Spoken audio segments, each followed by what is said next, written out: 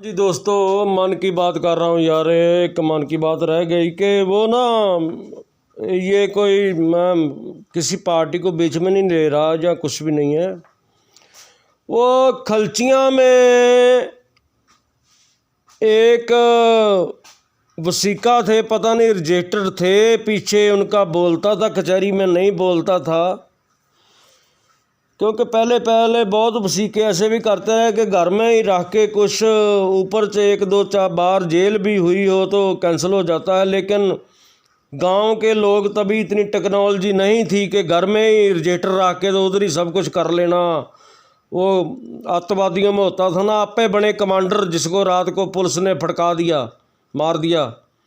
तो ऐसे ही वसीकों वसाकों का था। एक तो अब बप्पी लहरी नहीं यार, पप्पी वसीका था खलचियाँ का, जिसकी 2-3 बार जेल यात्रा हुई। उसके बाद भी वो जो खलचियों के थे बोले बाले बशिंदे उनको कि मैं अभी वसीका हूँ, कोई बात नहीं है, वो अजय बहुत पुठे सीधे काम किए उसने। तो सरकारी चौक जो सरकार की जगह है उस पर कोठे बना लिए, मकान ऊपर बना लिए। और एक और वसीका था बालकृष्ण ऐसा था।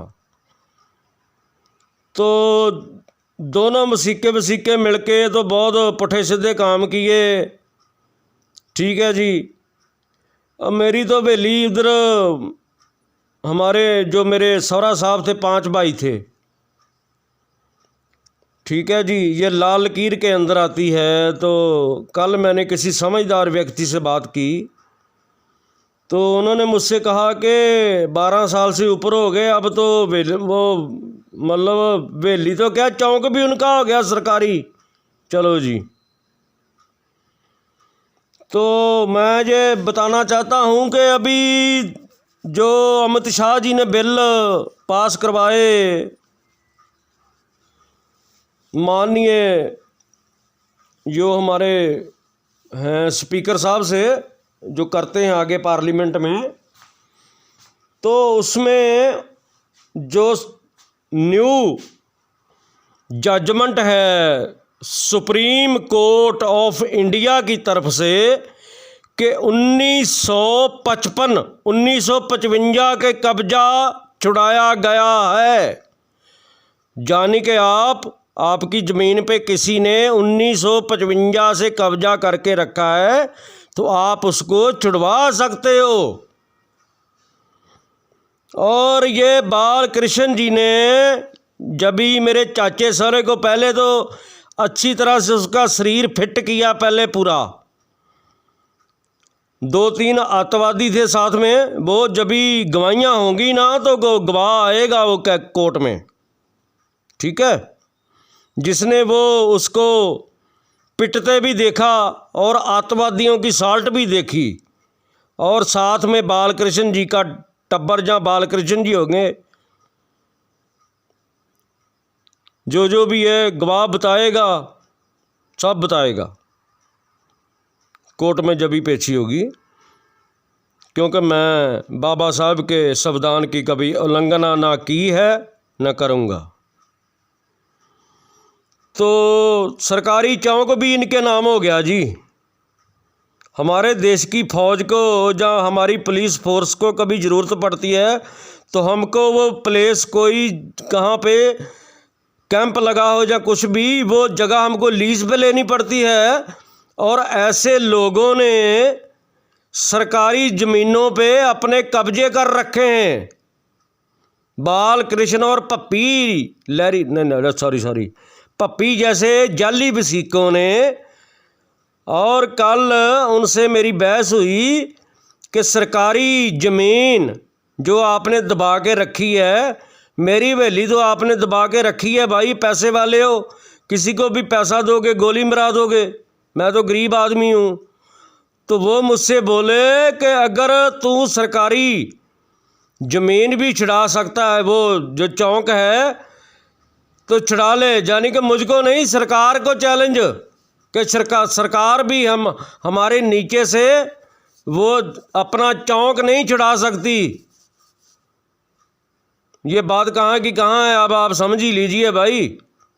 बाल कृष्ण खलचियाँ और उसके 3-4 घर छोड़ के ही पप्पी वसीका खलचियाँ,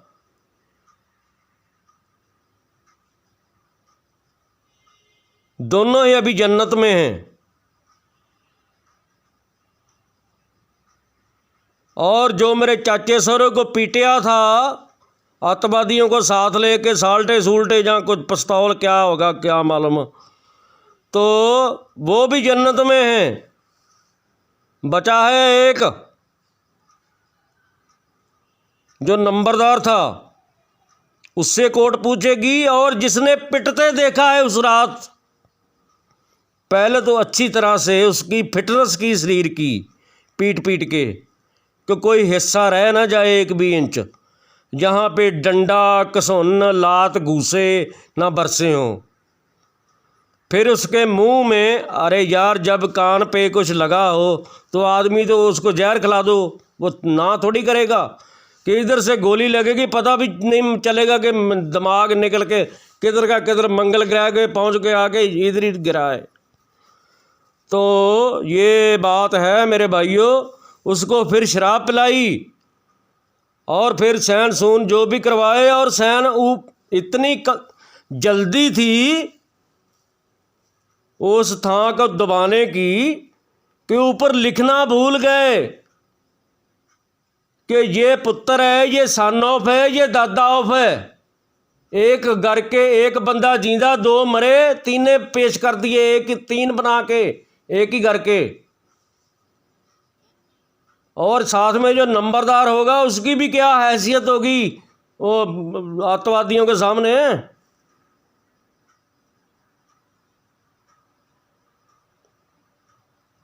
अभी तक तो मैं बातें करता था, मेरा अंदर से जी नहीं करता था कि अंदर प्रवासी मजदूर हैं हमारे भाई, उनको भी लूटिया जा रहा है। और मेरी आगे भी ये कोशिश रहेगी कि उनको इससे भी अच्छा स्थान दिया जाए, नहीं तो मैं अपनी ट्यूबवेल पे और मकान बना दूंगा ऊपर के ऊपर, उनको कोई परेशानी नहीं आएगी। और इस थां का कल्याण, ये सरकार का थां है, सरकार को वापस दिलाऊंगा। मेरी औकात नहीं है इसकी इतनी भी मैं ये काम कर सकूं, इसीलिए मैं अपने देशवासियों को ये बता रहा हूं। वीपीओ खलचियां मेन जीटी रोड के ऊपर, रैया और जंडियाला के बीच में, और ब्रिज बना है बहुत बड़ा, ग्राउंड भी है साथ में पुलिस स्टेशन भी है। और पुलिस स्टेशन के ठीक सामने ठेका है।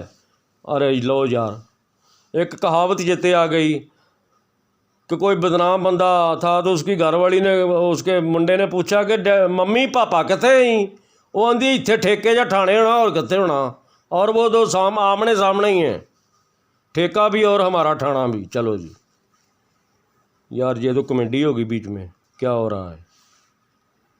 तो चलो, और बाल कृष्ण के पोते ने मुझसे कहा पूरी बहस में कि वो था भी हमसे कोई छुड़वा नहीं सकता। कमाल है यार। चलिए, ये तो वक्त बताएगा भाई। कचहरी में से जब भी वो उस सरकारी चौक का निकलेगा सभी, जहाँ कभी पीपल होता था, ठंडी हवाएं चलती थीं, बच्चे खेलते थे, अभी वहाँ पे आसपास पे कोठियों वाले रो रहे हैं, उस एरिए वाले। जब भी वो भी बताएंगे सरकारी अफसरों को कि सारे इसका कुछ कीजिए। 2 बंदे हट्टे कट्टे हो ना, जिनके डोले 17-18 इंच हों और छाती 50 इंच के आसपास, उनको ऐसे उस गली से कहीं गुजरना पड़ जाए तो एक माड़ा जा ऐसे होगा कि तू पहले गुजर ले आले भाई। ये स्थिति है उसके आसपास की। बाल कृष्ण जी बने, कृष्ण जी नहीं, बाल कृष्ण जी और पप्पी लहरी कह दूँ अभी कि नहीं, पप्पी आगे नहीं पता, पप्पी कुमार है कि यहाँ, मैंने नहीं पता यार। सरकारी चौक खलचियाँ में इन 2 लोगों के, वो तो अभी जन्नत में हैं, तो उनके आगे जो हैं उन्होंने कल चैलेंज किया कि इससे तो कोई भी हमसे छुड़वा नहीं सकता। पता नहीं बीबी वो वसीके थे कि जहाँ सुप्रीम कोर्ट के माननीय न्यायाधीश थे, पता नहीं कौन थे यार। ये सूचना देनी थी मैंने, और जो भगवान ने मुझे जुबान दी है इससे हमेशा सच ही निकलेगा। ओके जी, भारत माता की जय, सत्यमेव जयते।